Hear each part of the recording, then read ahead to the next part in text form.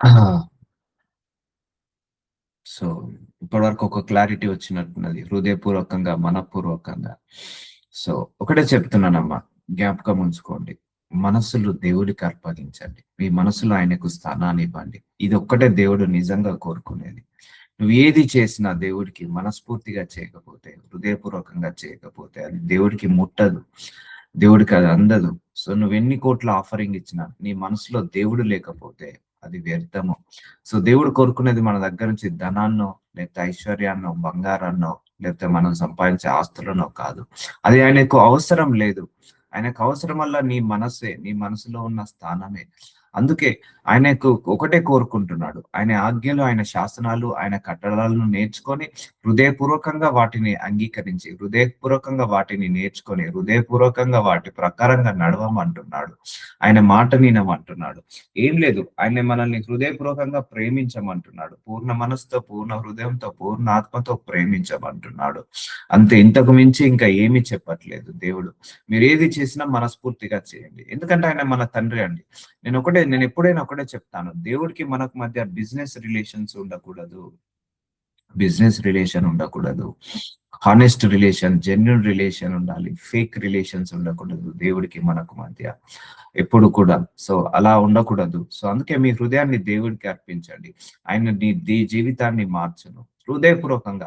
ఇప్పుడు మనందరం 20 మందున్నామండి. 20 మందిలో దేవుడు మనల్ని నీతిమంతుడు వీళ్ళు అనడానికి కారణము మన హృదయాన్ని చూసి ఆయన వీళ్ళు నీతిమంతులు అంటాడు. మన మనస్సుని చూసే వీళ్ళను పరిశుద్ధులు అంటాడు. మన లోపల ఎంతమంది పరిశుద్ధతగా ఉందాన్ని దేవుడు డిసైడ్ చేయాలంటే మన హృదయాలను చూసే నీతిమంతుడని, మన హృదయాలను చూసే పరిశుద్ధుడని, మన హృదయాన్ని చూసే పవిత్రుడని దేవుడు అంటాడు.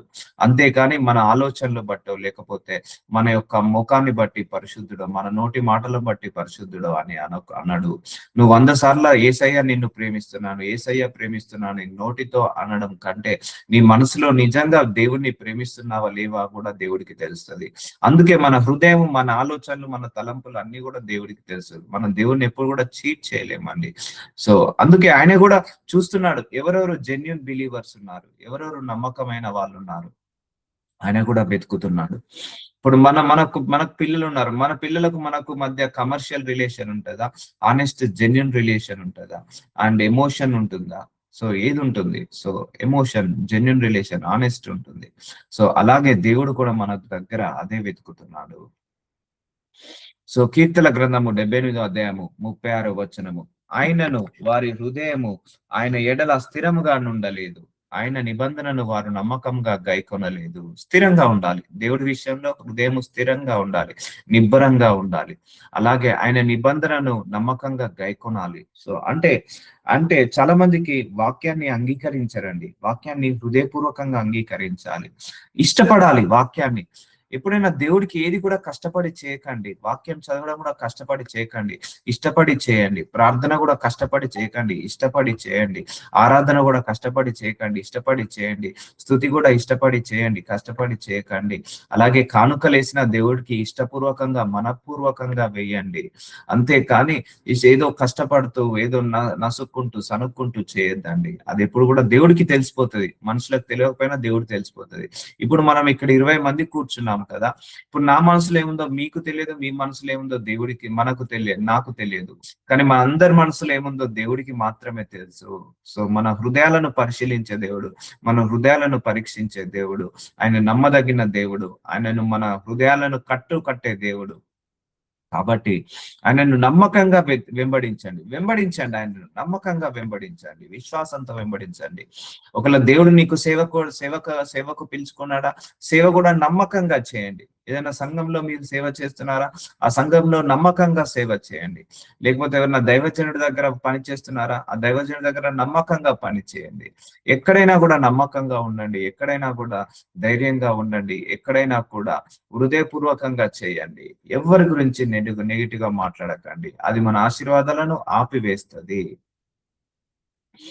నోటి మాటతో వారు ఆయనను ముఖస్తుతి చేసిరి. చూసారండి, కీర్తన గ్రంథము 78 అధ్యాయం 37 వచనం. నోటి మాటతో వారు ముఖస్తుతి చేసిరి, తమ నాలికలతో ఆయన యొద్ద బొంకిరి. చూసారా, దేవుణ్ణి ఎప్పుడు కూడా బొంకొద్దండి, ఆయన మీద సనగద్దు, ఆయన మీద అనగద్దు. నోటి మాటలతో ముఖస్తుతి చేశారు, కానీ మనస్సులో వాళ్ళకు ప్రేమ లేదు దేవుడికి. సో అన్నాడు, ఇజ్రాయేలీల ప్రజలను దేవుడు బానిస నుంచి తీసుకొచ్చిన తర్వాత అందులో 10 లక్షల జనాభా పైన ఉన్న మనుషులలో కొంతమంది ఆయనను వెంబడించారు హృదయపూర్వకంగా.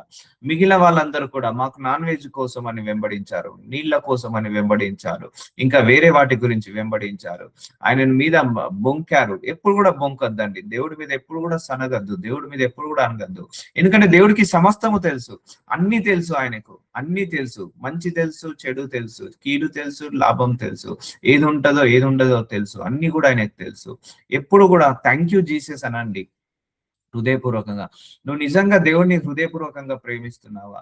అయితే నువ్వు ప్రతి సమయంలో నువ్వు దేవుడికి థ్యాంక్స్ చెప్తావు, ప్రతి సమయంలో దేవుడికి థ్యాంక్స్ చెప్తావు. అయితే ఆయన వాత్సల్య సంపూర్ణుడై వారిని నశింపచేయక. చూసారా, దేవుడు మనందరినీ హృదయపూర్వకంగా ప్రేమిస్తున్నాడు. ఆనాడు ఇజ్రాయేళ్ల ప్రజలను దేవుణ్ణి అనుమానించిన, దేవుణ్ణి మీద తిరగబడ్డ, దేవుడి మీదంగా వ్యతిరేకంగా మాట్లాడినా కూడా ఆయన వాళ్ళ మీద వాత్సల్యాన్ని చూపించాడు, ప్రేమనే చూపించాడు. వాళ్ళను నశింపచేయక వారి దోషమును పరిహరించువాడు. చూసారా, మన దోషాలను కూడా ఆయన పరిహరిస్తాడు. తన ఉగ్రతను ఏమాత్రము రేపుకొనక పలుమారు కోపము అణుచుకొనువాడు. చూసారా, ఆయన ఉగ్రత గనక వాళ్ళ మీద పడి ఉంటే ఎవరు కూడా బ్రతుకుండేవాడు కాదు, కానీ ఆయన కోపాన్ని అణుచుకున్నాడట. సో అందుకే ఎందుకు మనందరినీ హృదయపూర్వకంగా ప్రేమిస్తున్నాడు దేవుడు. మనందరినీ కష్టపెట్టాలని దేవుడు చిత్తము కాదు, ఆయన కష్టపెట్టే దేవుడు కాదు.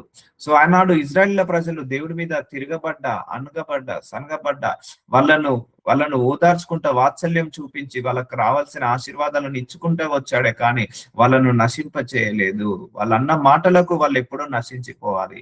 సో కోపాన్ని దేవుడు అణుచుకున్నాడు. ఎందుకు?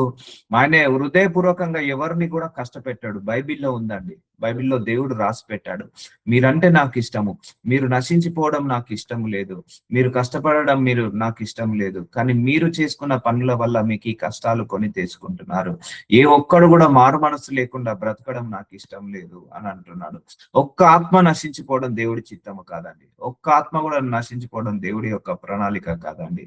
అందుకే ప్రతి ఒక్కరం ఇంపార్టెంట్ ఆయనకు. అందరినీ ఆయన మనల్ని హృదయపూర్వకంగా ప్రేమిస్తున్నాడు, అందరినీ మనల్ని హృదయపూర్వకంగా ఆదరిస్తున్నాడు. మనము నిజంగా హృదయపూర్వకంగా ఆయనను వెంబడిస్తున్నామా? మనము నిజంగా హృదయపూర్వకంగా ఆయనను, మనపూర్వకంగా ఆయనను ప్రేమిస్తున్నావా అన్నదే ముఖ్యమండి. ఆయన మనందరినీ సమానంగా ప్రేమిస్తున్నాడు, అందులో డౌట్ లేదు, అందులో డౌట్ లేదు. దానికి కారణము, దానికి సూచన క్రియ ఏంటంటే ఆయన రక్తాన్ని ఇచ్చి కొనుక్కున్నాడు మనల్ని. అంతకు మించి ఇక గొప్ప టెస్టిమోనీ, గొప్ప ప్రూఫ్ అనేది అవసరం లేదు మనకు, విట్నెస్ అనేది అవసరం లేదు. తన ఉగ్రతను ఏమాత్రము రేపోకొనక పలుమారు కోపమును అణుచుకొనువాడు. సామెతలు 3 అధ్యాయం 1 వచనం. నా కుమారుడా, నా ఉపదేశమును మరవకము, నా ఆజ్ఞలను హృదయపూర్వకంగా గైకొనము. చూసారా అండి, వాక్యము హృదయపూర్వకంగా నమ్మాలి, హృదయపూర్వకంగా రండి వాక్యం వినడానికి, ఏదో టైం పాస్ కి రాకండి. సో ఆయన ఆజ్ఞలను హృదయపూర్వకంగా నమ్మండి, హృదయపూర్వకంగా ఆజ్ఞలను గైకొనండి. సో ఇది దేవుడు మన దగ్గర నుంచి ఎక్స్పెక్ట్ చేసేది ఇదండి. ఆయన అంటే భయము కలిగి ఉండాలి, ఆయన అంటే భక్తి కలిగి ఉండాలి. సో రాను రాను దేవుడు అంటే ఒక క్యాజువల్ అయిపోయింది, క్యాజువల్ అటిట్యూడ్ అయిపోయింది దేవుడు అంటే. నో, క్యాజువల్ అటిట్యూడ్ ఉండద్దు, అది జనరేషన్ అలా తయారైపోయింది. కానీ దేవుడు మనం అందరం దేవుడి విషయంలో క్యాజువల్ అట్టు కాదు. గాడ్ కూడా మన విషయంలో సీరియస్ పీపుల్ కోసం చూస్తాడు. ఎవరైతే భయముతో భక్తితో మందిరానికి వెళ్ళాలి, తన వాక్యాన్ని వినాలి. సో వాక్యం వినేటప్పుడు 10 మందితో మాట్లాడడం, వాక్యం వినేటప్పుడు ఫోన్లలో స్క్రోల్ చేయడం, వాక్యం వినేటప్పుడు ఇదంతా కూడా ఈ కల్చర్ లోకి వచ్చేసింది. వాక్యం వినేటప్పుడు పక్క వాళ్ళతో ముచ్చట చెప్పడం. కానీ ఇక్కడ దేవుడు ఏమంటున్నాడు, నా ఉపదేశంలో, దైవజనులు ఏ ఉపదేశం అయితే చెప్తుంటా అంటారో వాటిని మరవద్దు ఎప్పుడు కూడా. నా ఆజ్ఞలను హృదయపూర్వకంగా అంగీకరించాలి, తెలుసుకోవాలి. సో వాక్యం వినడానికి రారు చాలా మంది కూడా. వాక్యమే చాలా ముఖ్యమండి. దేవుడు వాక్యాలను విన్న వాళ్ళను ఆశీర్వదిస్తాడు. వాక్యం వింటేనే నీకు విశ్వాసం పెరుగుతుంది. వాక్యం వింటేనే నీకు డైరెక్షన్స్ ఓపెన్ అవుతాయి. వాక్యం వింటేనే నీకు బ్లెస్సింగ్స్ రిలీజ్ అవుతాయి. వాక్యం వింటేనే నీకు నూతన ద్వారాలు ఓపెన్ అవుతాయి. వాక్యం వింటేనే నీ జీవితంలో దేవుడు రేపు ఏం చేయబోతున్నాడో అర్థమవుతుంది. వాక్యం వింటేనే నీ నలిగిన హృదయాన్ని కఠిన హృదయాన్ని, నలిగిన హృదయాన్ని, విరిగిన హృదయానికి కట్టుకట్టబడుతుంది. అందుకే వాక్యము చాలా పవర్ఫుల్ అండి. Most powerful weapon is the word of God. అందుకే నువ్వు ప్రార్థన కూడా వాక్యాలను ఎత్తిపట్టి ప్రార్థించండి, వాక్యానుసారంగా ప్రార్థించండి. అప్పుడు ఇంకా ఎఫెక్టివ్ గా పనిచేస్తుంది. వాక్యాన్ని ప్రొఫెసీ చేయండి, వాక్యాన్ని రిలీజ్ చేయండి. అది చాలా పవర్ఫుల్ గా పనిచేస్తుంది. అందుకే నా ఉపదేశం మరొక, నా ఆజ్ఞలన్నీ హృదయపూర్వకంగా గైకొనము. చాలా మందికి పాత నిబంధన అంటే అమ్మో భయము అంటారు. సో అలా ఉండద్దు, హృదయపూర్వకంగా వాటిని అంగీకరించాలి. సో ప్రసంగి 8వ అధ్యాయము 11వ వచనం, దుష్క్రియకు తగిన శిక్ష శీఘ్రముగా కలగపోవుట చూసి మనుషులు భయము విడిచి హృదయపూర్వకంగా దుష్క్రియలు చేదురు. చాలా మంది కూడా నా ఇష్టము, నాకు నచ్చినది చేస్తాను. చాలా మంది హృదయపూర్వకంగా దేవుని ప్రేమించట్లేదు, కానీ హృదయపూర్వకంగా అయితే పాపాలు చేస్తున్నారు, హృదయపూర్వకంగా దుష్క్రియలు చేస్తున్నారు, హృదయపూర్వకంగా అందరినీ ద్వేషిస్తున్నారు, హృదయపూర్వకంగా అందరినీ విమర్శిస్తున్నారు, దూషిస్తున్నారు. కానీ వీళ్ళకు ఏంటిది, శీఘ్రంగా పనిష్మెంట్ రావట్లేదని వాళ్ళు ఏం చేస్తున్నారు, ఇంకా భయము విడిచి హృదయపూర్వకంగా వాళ్ళు దుష్క్రియలు చేస్తున్నారు. సో భయము విడుస్తున్నారు. ఎందుకు, నేను ఈరోజు ఒక చెడ్డ పని చేశాము, సో ఏమైంది, నాకు ఏం కాలేదు, పనిష్మెంట్ ఏమైనా వచ్చిందా, ఏం రాలేదు, ఎవరన్నా చూసారా, చేయలేదు, నాకు నచ్చినట్టు తింటాను, నాకు నచ్చినట్టు తిరుగుతాను అని హృదయపూర్వకంగా అందరూ కూడా పాపాలు చేస్తున్నారు. సో అది కాదు, పనిష్మెంట్ ఎప్పటికైనా వస్తుంది, శీఘ్రంగా రాకపోయినా ఎప్పటికైనా పనిష్మెంట్ వస్తుంది. అందుకే దేవుడు అంటే భయభక్తులు ఉన్న వాళ్ళు ఎప్పుడు కూడా దుష్క్రియలు చేయరండి, అన్యాయం చేయరు, మోసము చేయరు, పాపంలో పడరు. దేవుడు అంటే భయభక్తులు ఉన్నప్పుడు, దేవుని హృదయపూర్వకంగా ప్రేమించినప్పుడు, దేవుని హృదయపూర్వకంగా వెంబడించినప్పుడు ఎవ్వరు కూడా పాపంలో పడరండి. సో ఆ పాపంలో పడకపోవడానికి కారణం దేవుడు అంటే భయభక్తులు కలిగి ఉండడమే. ఇవన్నీ ఈ రోజులలో ఎవరు పాటించట్లేదు. ఇది దేవుడు పూర్వకాలం నుంచి, దేవుడు మారని దేవుడు అండి. మనం మారుతున్నాము, జనరేషన్ తగ్గట్టుగా మనం మారుతున్నాము, కల్చర్ తగ్గట్టుగా మనం మారుతున్నాము, ఈ ఎన్విరాన్మెంట్ తగ్గట్టుగా మనం మారుతున్నాము. కానీ ఒక్కసారి 100 సంవత్సరాలు, 1000 సంవత్సరాల క్రితము వెళ్ళిపోదాము. అప్పుడు చూడండి, మోషే కాలంలో, యెహోషువ కాలంలో, అలాగే ఏలియా కాలంలో, ఎలీషా కాలంలో దేవుడు అంటే ఎలా భయభక్తులు కలిగి ఉన్నారు చూడండి ఒక్కసారి. సో అలాంటి భయభక్తులు ఈ కాలంలో కూడా ఉండాలి. కానీ ఇప్పుడు అంతా కల్చర్ మారైపోయింది, జనరేషన్ మారిపోయింది.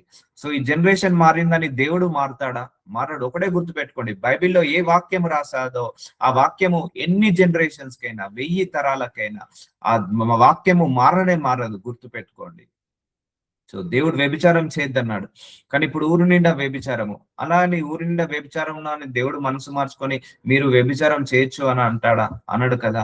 ఆడ వాక్యం ఏం రాయబడిందో అది ఫర్ ఎవర్, ఎక్స్పైరీ డేట్ లేదు. వాక్యానికి ఎప్పుడు కూడా ఎక్స్పైరీ డేట్ లేదు. సో మన జనరేషన్ తగ్గట్టుగా, మన కల్చర్ తగ్గట్టుగా, మన నేచర్ తగ్గట్టుగా, మన ఎన్విరాన్మెంట్ తగ్గట్టుగా వాక్యాన్ని మార్చేస్తున్నారు, వాక్యాన్ని మార్చేస్తున్నారు. వాక్యం ఒక్కసారి రాయబడ్డదంటే దాన్ని మార్చే శక్తి ఎవరికి లేదు. అందుకే దేవుడు అది కూడా రాశాడు, నా వాక్యంలో ఒక సున్నాను కానీ ఒక పుల్లాను కానీ తీసివేయడానికి వీలు లేదు అన్నాడు. సో ఇప్పుడు ఈ based on the culture, based on the technology, based on the environment, based on the generation వాక్యాన్ని ఎప్పుడు కూడా మార్చొద్దండి, గుర్తుపెట్టుకోండి. స్ట్రిక్ట్ గా ఉండాలి, దేవుడి విషయంలో స్ట్రిక్ట్ గా ఉండాలి. అది ఎంత జనరేషన్ అయినా, ఇంకా 10 సంవత్సరాలు 20 సంవత్సరాలకు ఈ జనరేషన్ ఫాస్ట్ ఫార్వర్డ్ అయినా, ఇంకా ఊరంతా వ్యభిచారమైన అక్రమ సంబంధాలు పెట్టుకున్న మనము మాత్రము ఆ తోవలో వెళ్ళకూడదు. వాక్యము ఎప్పుడో 2000 సంవత్సరాల క్రితమే రాయబడి ఉంది. ఆ రాయబడిన వాక్యాన్ని మనం ఎప్పుడు కూడా పాటించాలి. ఈ వాక్యం ఎప్పుడు కూడా మారదు, గుర్తు పెట్టుకోండి. ఇప్పుడు కల్చర్ మారినట్టు వాక్యం మారుతుందా? మారదు. ఇప్పుడు కల్చర్ మారినట్టు, ట్రెడిషన్ మారినట్టు, లేకపోతే ఈ జనరేషన్ మారినట్టు వాక్యం మారుతుందా? మారదు. అర్థమవుతుందా? సో ఒకప్పుడు దేవుడు అంటే భయభక్తులు ఉండే, ఇప్పుడు ఆ దేవుడు అంటే భయభక్తులు లేవు. సో ఒకప్పుడు దేవుడు అంటే చాలా మందికి ఇష్టం ఉండే, ఇప్పుడు దేవుడు అంటే ఇష్టం లేదు.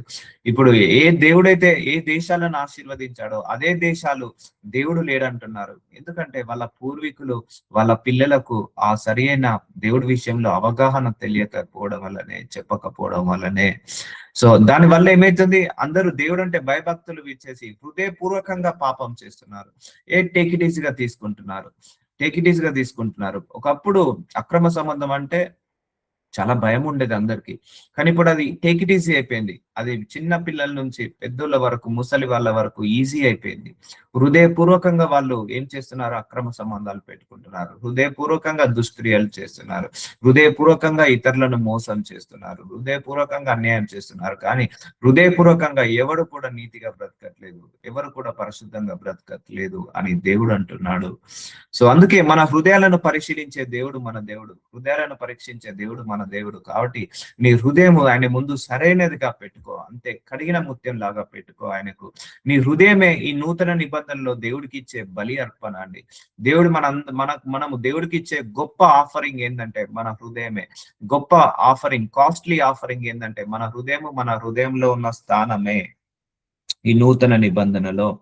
సో దేవుడు మోసే కాలంలో ఒక ఆజ్ఞ పెట్టాడు, మీరు నాకు బలులను అర్పించండి, మేకలను, గొర్రెలను, పశువులను అర్పించండి. కానీ అర్పించే ముందు కుంటిది గాని, గుడ్డిది గాని, మూగది గాని, లేకపోతే రోగంతో ఉన్నదాన్ని కానీ నువ్వు నాకు బలి అర్పించద్దు, లోపంతో ఉన్నదాన్ని నాకు బలి అర్పించద్దు అన్నాడు. సో నీ యొక్క బలి నూతన నిబంధనలో నీ హృదయము, ఆ హృదయంలో కోపము గాని, ద్వేషము గాని, అసూయ గాని, గర్వము గాని, పగ గాని, ప్రతీకారం గాని లేకుండా నీ హృదయాన్ని కడిగిన ముత్యంలాగా మార్చి నీ హృదయాన్ని దేవుడికి ఆఫరింగ్ లాగా ఇవ్వు. నీ హృదయంలో దేవుడికి స్థానం ఇవ్వు. గొప్ప ఆఫరింగ్ అదే, దేవుడికి ఇచ్చే స్థానము. నీ హృదయంలో దేవుడికి ఇచ్చే స్థానము, దేవుడికి నువ్వు ఇచ్చే గొప్ప ఆఫరింగ్. అర్థమవుతుందా అండి? నీ హృదయంలో దేవుడికి స్థానము లేకపోతే నువ్వు దేవుడిని విసర్జించిన వాడవు. అర్థమవుతుందా? నీ హృదయంలో దేవుడికి స్థానం లేకపోతే నువ్వు దేవుడికి దూరంగా ఉన్నవాడవు. నీ హృదయంలో దేవుడికి స్థానం లేకపోతే నువ్వు దేవుణ్ణి ప్రేమించే వాడవు కాదు. నోటితో 100 సార్లు I love you Jesus, I love you Jesus కాదు, నీ హృదయంలో నిజంగా ఆయన మీద ప్రేమ ఉందా లేదా చెక్ చేసుకో.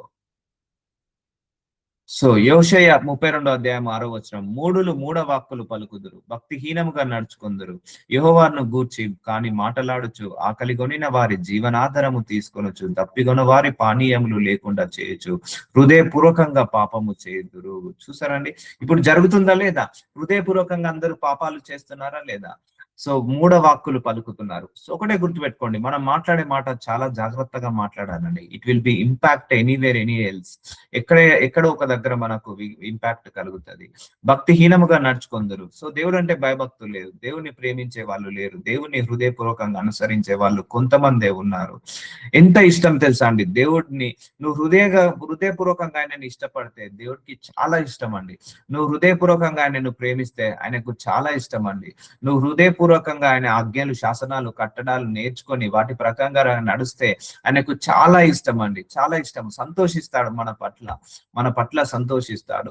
అందుకే దేవుడి కమెంట్మెంట్స్ ని ఫుల్ఫిల్ చేసే వాళ్ళంటే ఆయనకు చాలా ప్రీతి, చాలా ప్రేమ. సో వాళ్ళను లిఫ్ట్ అప్ చేస్తాడు, దేవుడు లిఫ్ట్ అప్ చేస్తాడు అన్నాడు. యోసేపుకి ఎన్ని కష్టాలు వచ్చినా కూడా దేవుడు ఆజ్ఞలకు లోబై ఉన్నాడు, ఆయన లిఫ్ట్ అప్ చేశాడు యోసేపుని. దావీదుకు కూడా ఎన్ని కష్టాలు వచ్చినా కూడా దేవుడికి లోబడి ఉన్నాడు, దావీదుని దేవుడు లిఫ్ట్ అప్ చేశాడు. అలాగే నువ్వు కూడా దేవుడికి ఎన్ని కష్టాలు వచ్చినా నమ్మకంగా జీవించు, యథార్థంగా జీవించు, అప్పుడు దేవుడు నిన్ను కూడా లిఫ్ట్ అప్ చేస్తాడు. తీసుకోవచ్చు, దప్పికొన్న వారికి పానీయము లేకుండా చేయొచ్చు, హృదయపూర్వకంగా పాపం చేదురు. సో ఇది జరుగుతుంది ఈ కాలంలో. హృదయపూర్వకంగా పాపం చేసేస్తున్నారండి, భయము లేక, భక్తి లేక మనస్ఫూర్తిగా పాపం చేస్తున్నారు, ఇష్టపూర్వకంగా పాపం చేస్తున్నారు. పాపం చేసిన తర్వాత పాపం చేశామన్న గిల్టీ కూడా లేదు. మనం చేయాల్సింది ఏంటిది?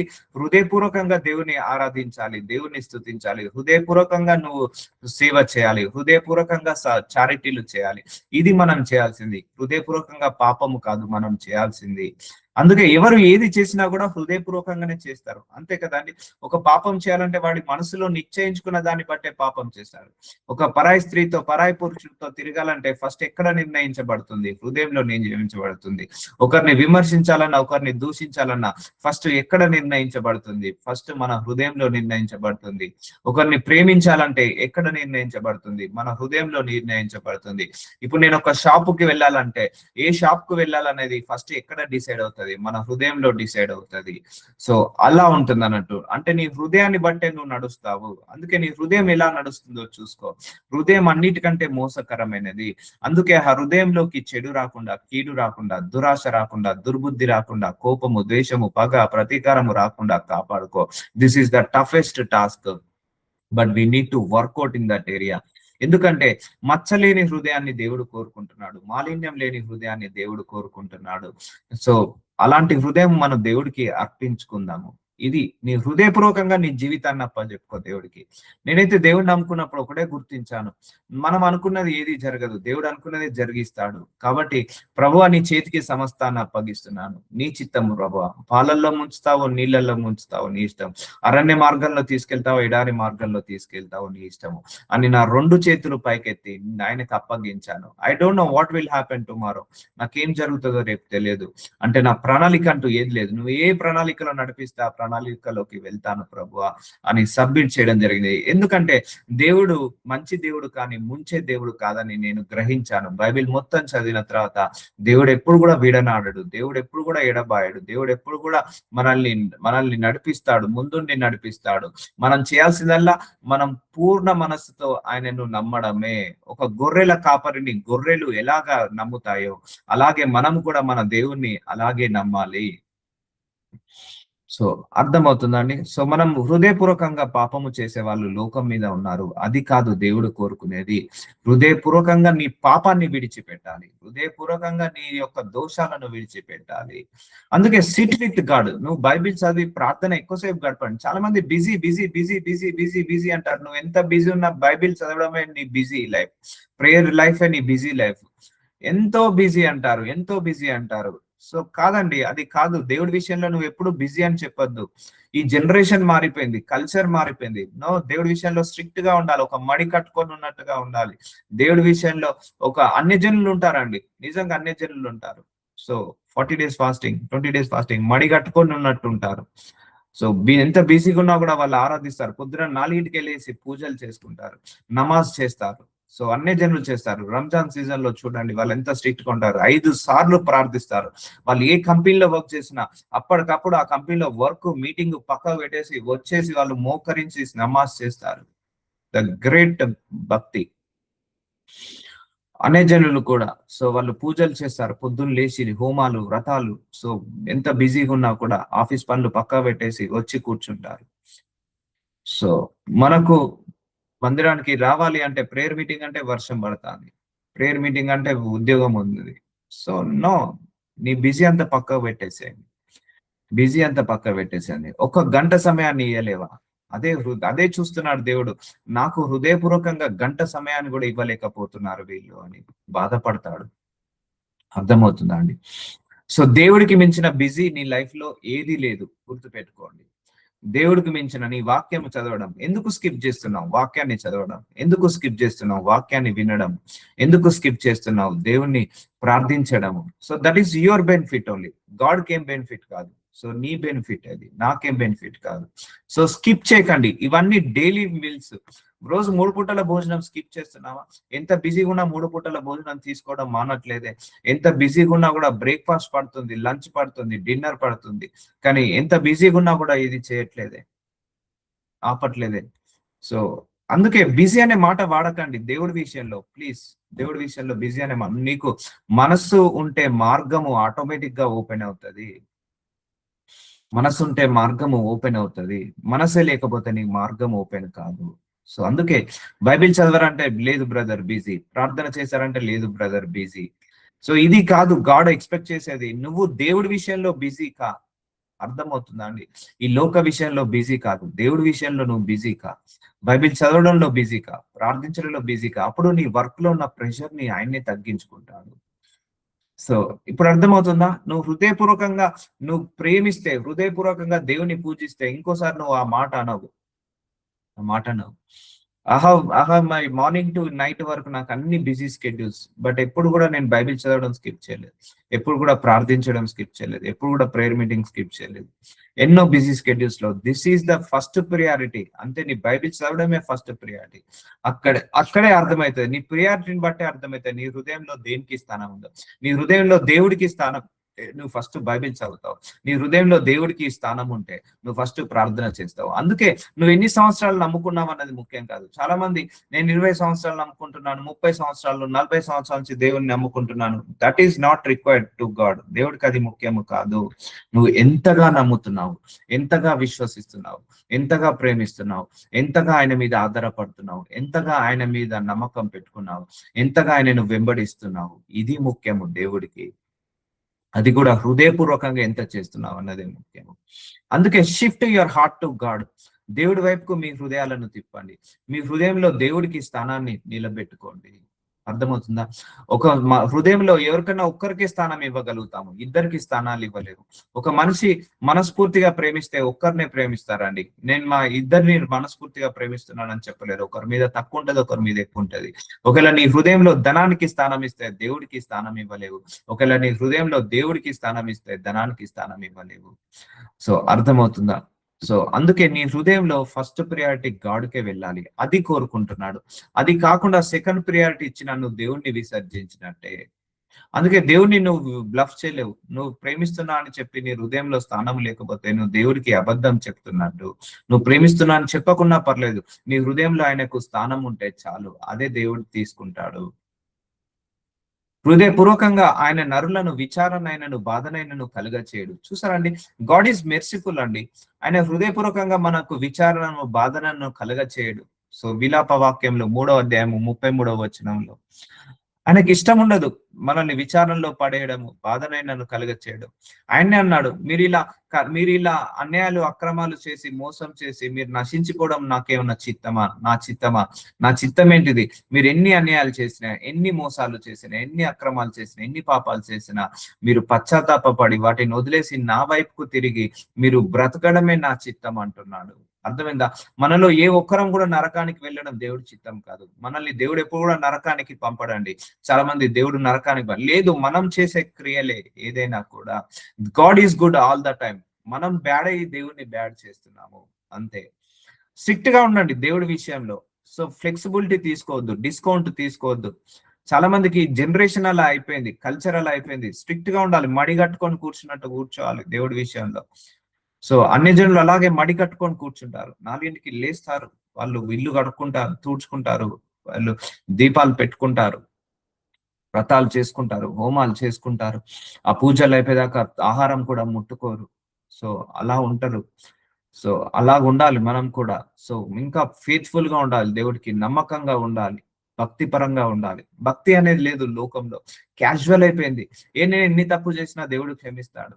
సో నేను ఎన్ని పొరపాటు చేసినా దేవుడు క్షమిస్తాడని తప్పుల మీద తప్పులు, పొరపాట్ల మీద పొరపాట్లు. సో దేవుడు అంటాడు, నా వాక్యాన్ని అనుసరించే వాళ్ళు ఎవడున్నాడు ఈ భూలోకంలో అంటున్నాడు. సో వాక్యానికి విలువ ఇవ్వాలి, వాక్యానికి సరెండర్ కావాలి, వాక్యానికి మనము ఎప్పుడు కూడా తల వంచాలి. అందుకే మన దేవుడు కూడా హృదయపూర్వకంగా నరులకు విచారణైనను బాధనైనను కలుగ చేయడు. ఆయనకి ఇష్టం ఉండదండి మనం చేసుకున్న తప్పులు, మనం చేసుకున్న పొరపాట్లు.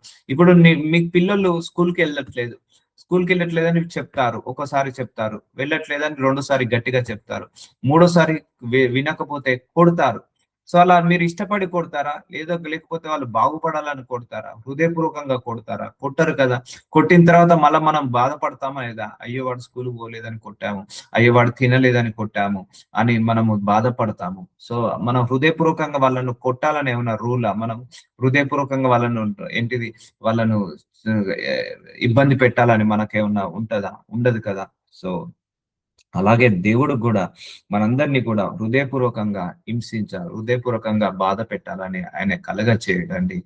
సో మనము ఆయన మాట వినకపోతే మనం ఆయన ఇప్పుడు మన పిల్లలు కూడా ఒకసారి చెప్తాము, వినకపోతే 2సారి దండిస్తాము.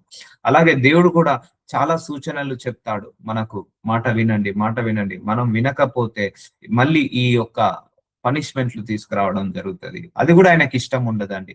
ఎందుకంటే మనల్ని సరి చేయడం ఆయన చిత్తము, మనం నశించిపోవడం ఆయన చిత్తము కాదు. మనందరము ఆయన మార్గంలో నడవడం ఆయన చిత్తము. ఈ సమయంలో అపవాది నిన్ను ట్రాప్ చేస్తుంటా అంటాడు. అపవాది మెయిన్ తంత్రం ఏంటంటే నిన్ను దేవుడి నుంచి హృదయపూర్వకంగా డిస్కనెక్ట్ చేయడమే. అర్థమవుతుందా? సో అందుకే God is always faithful, God is always merciful.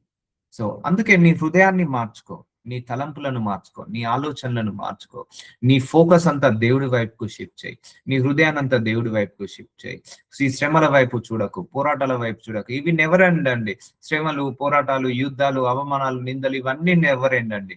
వీటి మీద అస్సలు ఫోకస్ పెట్టకండి. అపవాది తీసుకొచ్చి నీ ఫోకస్ దేవుడి మీద కాకుండా వీటి మీద పెట్టేలాగా చేస్తాడు. నేను చెప్తున్నాను, ఇట్స్ అపవాది ట్రాప్. నీకు ఎక్కడన్నా నిందొచ్చిందా, అక్కడ అపవాది ట్రాప్. ఎందుకంటే నువ్వు మెంటల్ గా డిస్టర్బ్ చేయాలని, నిన్ను మెంటల్ గా హరాస్ చేయాలని, ఆ నింద వల్ల నువ్వేంటి దేవుడి దగ్గరికి రాకుండా, నీ ఫోకస్ దేవుడి మీద ఉండకుండా వాటి మీద, నిందల మీద, అవమానాల మీద ఉండేలాగా చేస్తాడు అపవాది. అందుకే shift your focus to God only. దేవుడి వైపుకే తిరగండి, దేవుడి మీదనే మనసు పెట్టుకోండి. అవమానం వచ్చిందా, రూమ్ లో తలపెట్టుకొని కూర్చోండి. నిందలు వచ్చాయా, రూమ్ లో తలపెట్టుకొని కూర్చోండి. దేవుడితో ప్రార్థన చేయండి, అంతే. ఇంకా నువ్వు ఫోకస్ షిఫ్ట్ కావద్దు దేవుడి నుంచి. నువ్వు ఎప్పుడు కూడా ఫోకస్ డీవియేట్ కావద్దు, షిఫ్ట్ కావద్దు. సో నువ్వు డిస్ట్రాక్ట్ కావద్దు. దేవుడి నుంచి ఎప్పుడు కూడా నువ్వు తొలగిపోవద్దు, తప్పిపోవద్దు. సో ఇది మీరు ఎప్పటికైనా పాటించాల్సిన నియమము. సో అర్థమవుతుందా? ఈ కల్చర్ ని బట్టి దేవుణ్ణి మార్చకండి, గుర్తుపెట్టుకోండి. దేవుడు నిన్న, నేడు, రేపు, ఇంకా 100 సంవత్సరాలైనా 1000 సంవత్సరాలైనా ఆయన నిరంతరం ఏకరీతిగా ఉండే దేవుడు. కానీ కల్చర్ ఏకరీతిగా ఉండదు, గుర్తుపెట్టుకోండి. నా చిన్నప్పటి నుంచి ఇప్పటి వరకు జనరేషన్స్ మారుతున్నాయి, కల్చర్ మారుతుంది, ఎన్విరాన్మెంట్ మారుతుంది. టెలిఫోన్, గ్రామ్ ఫోన్ కాస్త టెలిఫోన్ అయింది, టెలిఫోన్ కాస్త మొబైల్ ఫోన్ అయింది, మొబైల్ ఫోన్ కాస్త స్మార్ట్ మొబైల్ అయింది. ఇలా కల్చర్ ఇట్లా మొత్తం మారిపోతుంది, కాలం మారిపోతుంది. చిన్న పిల్లలు పెద్దగా మారిపోతున్నారు.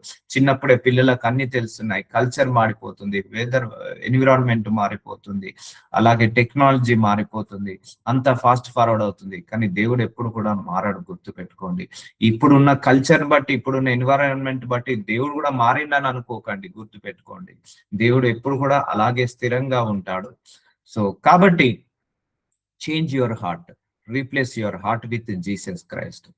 మీ యొక్క హృదయాన్ని యేసయ్యతో నింపుకో, యేసయ్యతో రీప్లేస్ చేసుకో, అంతేకాని నువ్వు ఏమీ చేయకు. సో హోషేయ 7:14 ముగించేద్దాం ఈ వచనం తర్వాత. హృదయపూర్వకంగా నన్ను బతిమాలు కొనక. చూసారా, హృదయపూర్వకంగా ప్రార్థించట్లేదు అంటున్నాడు, హృదయపూర్వకంగా బతిమాలట్లేదు అంటున్నాడు. షేయల మీద పరుండి కేకలు వేదురు. ఏదో గట్టిగా అరుస్తారు కొంతమంది. ప్రేయర్ అంటే గట్టిగా అరుస్తారు, కానీ హృదయం నుంచి ఆ ప్రార్థన రాకపోతే, నీ హృదయం నుంచి ఆ ప్రార్థన రాకపోతే దేవుడికి ముట్టదు. చాలా మంది స్క్రిప్చర్ లాగా ఒక పేజ్ మీద చదువుకున్నట్టుగా 2 పేజీలు పెట్టుకొని చదువుకున్నట్టుగా చేస్తుంటారు. ఏ ప్రార్థన కూడా హృదయపూర్వకంగా రావాలి. నన్ను విసర్జించి ధాన్య మద్యములు కావాలని వారు గుంపులు కూడుదురు. చూసారా, దేవుని విసర్జించి ఏంటిది, ఆహార పదార్థాల కోసమో, ధాన్యం కోసమో. నేను చెప్పాను, ఒకరోజు ప్రేయర్ మీటింగ్ పెట్టాను. ఆ రోజు నేను చికెన్ బిర్యానీ పెట్టినప్పుడు వాళ్ళు వాక్యాన్ని విని పక్కకు పెట్టడం మానేసి వెళ్ళి ఆ ఆహారం తినడం చూశాను నేను. సో వాళ్ళు ఏం చేశారు, అక్కడ దేవుణ్ణి విసర్జించారు, నన్ను కాదు, దేవుణ్ణి విసర్జించారు. ధాన్య మద్యములు కావాలని వారు గుంపులు కూడుద్రి. సో నువ్వు దేవుణ్ణి విసర్జించద్దు ఎప్పుడు కూడా. అన్ని వేళలా దేవుణ్ణి ఆరాధించాలి, అన్ని వేళలా దేవుణ్ణి స్తుతించాలి, అన్ని వేళలా దేవుడి మీద నమ్మకం పెట్టుకోవాలి, అన్ని వేళలా దేవుణ్ణి విశ్వసించాలి. హృదయపూర్వకంగా ఆయనను బతిమిలాడుకో, హృదయపూర్వకంగా ఆయనను ప్రేమించు, హృదయపూర్వకంగా ఆయన ఆజ్ఞలు, శాసనాలు, కట్టడాలను నేర్చుకొని నీ హృదయపూర్వకంగా ఆయన వైపుకు తిరుగు. No fake relation, genuine relation, honest relation. Heartful గా చేయండి, దేవుడి కోసం ఏ చేసినా హార్ట్ఫుల్ గా చేయండి. నన్ను విసర్జించద్దు దేవుని ఎప్పుడు కూడా. అంటే నీ మనసులో దేవుడికి స్థానం లేకుండా ఎవరికి స్థానం ఇచ్చినా, దేనికి స్థానం ఇచ్చినా, నువ్వు దేవుణ్ణి విసర్జించిన వాడవే అవుతావు. నేను కూడా మా పిల్లలకు చెప్తాను, don't give first priority to me, first priority you should give to God only. మా వైఫ్ కైనా కూడా నేను ఒకటే చెప్తాను, ఫస్ట్ ప్రియారిటీ నువ్వు దేవుడికి ఇవ్వాలి, నువ్వు దేవుణ్ణే ప్రేమించాలి. మీరు అందరూ కూడా, మనందరం దేవుణ్ణే మొట్టమొదటిగా ప్రేమించాలి, దేవుణ్ణే మనము స్తుతించాలి, దేవుణ్ణే ఆరాధించాలి. మనం బాధ్యత, ఒకరినొకరు చూసుకోవడం మన బాధ్యత. కానీ మనం ఫస్ట్ మొత్తం ప్రియారిటీ మాత్రం దేవుడికే ఇవ్వాలి. సో కొంతమంది దేనికి ప్రియారిటీ ఇస్తున్నారట? ఆహారానికి ప్రియారిటీ ఇస్తున్నారట. అవునండి. ఒక్క పూట భోజనం కోసం దేవుణ్ణి విసర్జించే వాళ్ళు చాలా మంది ఉన్నారు. ఆహారం కోసం దేవుణ్ణి వదిలేసే వాళ్ళు చాలా మంది ఉన్నారు. అలా విసర్జించద్దు. ధాన్యము మద్యములు కావాలని మందు బాటిల్ కోసం. కొంతమంది నాకు దేవుడు అవసరం లేదు, నాకు మందు బాటిలే కావాలి, నాకు దేవుడు అవసరం లేదు, ఈ లగ్జరీ లైఫే కావాలి, ఈ పాపం కావాలి, ఆ వ్యభిచారం కావాలి, ఆ యొక్క మోసం అన్యాయము కావాలి అని వాటెంబడి తిరుగుతారు. సో దేవుణ్ణి ఎప్పుడు కూడా విసర్జించద్దు. హృదయపూర్వకంగా దేవుణ్ణి ప్రేమించాలి, బతిమిలాడుకోవాలి అని దేవుడు కోరుకుంటున్నాడు. Let us continue tomorrow. నజరుడైన Yesayya, thank you Jesus for your word of God my Lord. అవును ప్రభువా, మీరు చెప్పిన వాక్యాలన్నీ నిజమే ప్రభువా. ఇంకా మా హృదయాలు లోకం వైపు తిరిగి ఉన్నాయి నాయన. ఇంకా మా అందరి హృదయాలను మీ తట్టుకు తిప్పుకోమని, మీ వైపుకు తిరగమని ప్రార్థిస్తున్నాం తండ్రి. లోకం గురించి, లోకంలో ఉన్న ఆశీర్వాదాల గురించి మేము ఆశించి ఆలోచించి మేము మీకు దూరం అయ్యాము తండ్రి. ఈ రోజు నుంచి మా అందరి హృదయాలను మీ వైపుకు తిప్పుకోమని, మా అందరి మనసులను మీ వైపుకు తిప్పుకోమని హృదయపూర్వకంగా మా జీవితాలను మీకు అర్పిస్తున్నాము తండ్రి.